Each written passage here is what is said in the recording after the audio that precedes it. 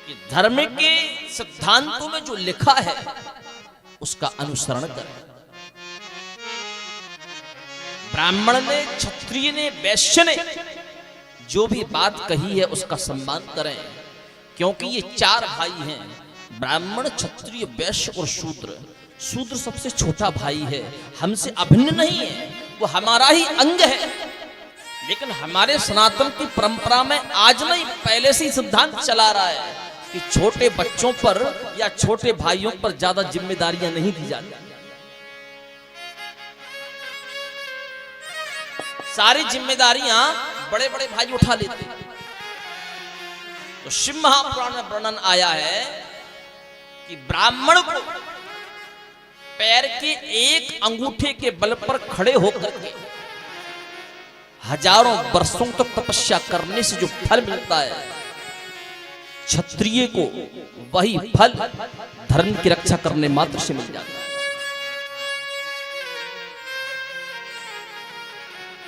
सारे जीवन पर्यंत धर्म की रक्षा करते करते करते करते क्षत्रिय रक्त से लथपथ हो जाए, उससे जो क्षत्रिय धर्म को फल मिलता है, वही फल एक वैश्य को, गरीबों को भोजन करा देने मात्र से मिल जाता है।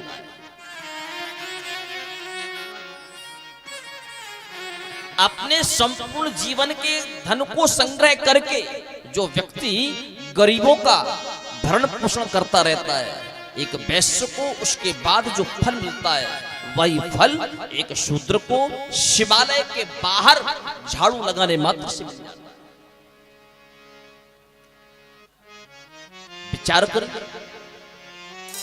हजारों लाखों वर्षों की तपस्या, संपूर्ण जीवन धर्म की रक्षा, संपूर्ण जीवन का खजाना गरीबों के भरण पोषण में लुटाने से जो पुण्य मिल रहा है, वो आपको केवल एक बार झाड़ू लगाने मात्र से मिल रहा है। जब झाड़ू लगाने से आपको इतना पुण्य मिल रहा है, तो फिर नाना प्रकार के आडंबर कर क्यों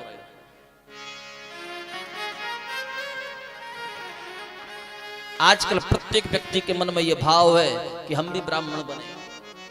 क्या ब्राह्मणों ने मंदिर में पूजा करने का ठेका लिया है? क्या पूजा हम नहीं कर सकते? क्या ब्राह्मण ही धर्म के ठेकेदार हैं? कहते हैं कि जिस परिवार में यदि परिवार को चलाने की, छोटे लोगों को, छोटे बच्चों को अनुमति दे दी जाए, तो उस परिवार को बिखरने में ज्यादा टाइम नहीं लगता। बड़े चुपचाप बैठे रहें और छोटे घर का संचार करने लग जाएं, तो परिवार बहुत जल्दी बिखर जाता है। इस प्रकार यदि हिंदुत्व को लिखने के लिए भी आपके पास क्षमता नहीं है, तो बिल्कुल मत लिखिए। पर जो हिंदुत्व का कार्य करने के लिए आगे चल रहा है, आप उसके कंधे से कंधे मिलाकर के उसका सहयोग करिए। और यदि आप कंधे से कंधे मिलाकर के उसका सहयोग नहीं कर सकते, तो बिल्कुल मत करिए। पर उसका जो मन है, उसके मनोबल को घटाइए मत, उसके मनोबल को बढ़ाइए। और यदि आप उसके मनोबल को भी नहीं बढ़ा सकते, तो फिर बाजार में जाकर के चूहा मार खरीद करके एक बार खा लीजिए। इससे बड़ा उपाय कोई और नहीं है।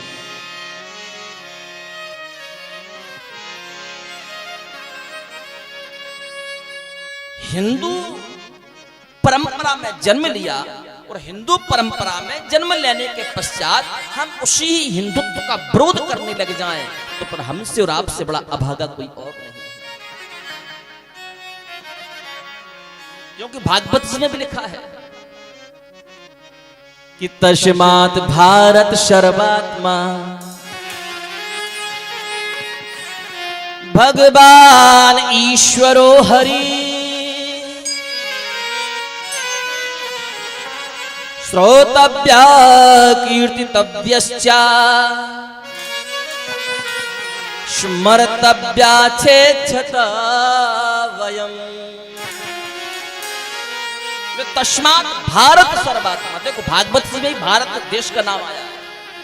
बोले भारत देश में जितनी भी जीवात्माएं हैं, बोले ये कौन है?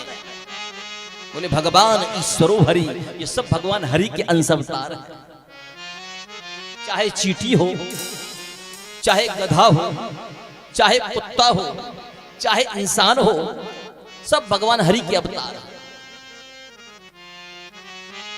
तो बोले फिर करना क्या है? बोले श्रोतव्यः कीर्तितव्यश्च,